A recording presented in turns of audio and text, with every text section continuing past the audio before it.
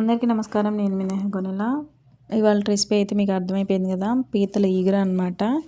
And దానికోసం already clean చేసి పెట్టిన పీతలను తీసుకొని నీట్గా వాటర్తో ఒక 2-3 టైమ్స్ అలా వాష్ చేస్తాను అనమాట.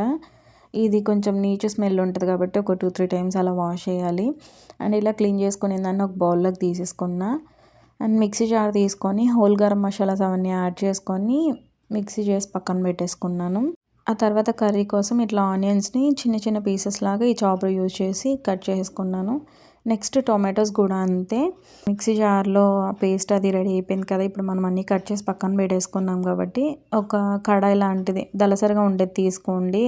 కొంచెం మంచిగా మగ్గడం కోసం ఫిష్ కర్రీ పీతలు ఇట్లాంటివి వండినప్పుడు ఇలా దలసరిగా ఉన్న కడాయి లాంటివి తీసుకుంటే బాగుంటుంది.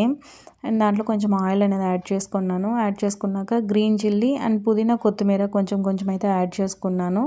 అవి మంచిగా ఫ్రై అయిపోయిన తర్వాత ఇప్పుడు ఆనియన్స్ ఏవైతే మనం చాప్ చేసి పెట్టుకున్నామో అవి కూడా యాడ్ చేసుకొని మంచిగా ఫ్రై చేసుకోవాలన్నమాట, ఆనియన్ పచ్చి స్మెల్ పోయే వరకు.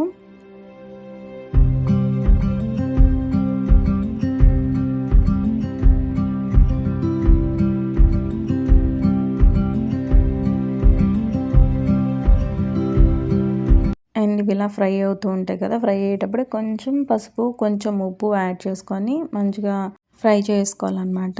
ట్రైపాడ్ కొనిన తర్వాత ఫస్ట్ వీడియో అనమాట, tripod unboxing video. Next day ఈ వీడియో అయితే తీశాను. ఈ వీడియో ఎలా ఉంది ఏంటి అనేది కామెంట్ సెక్షన్లో అయితే చెప్పండి.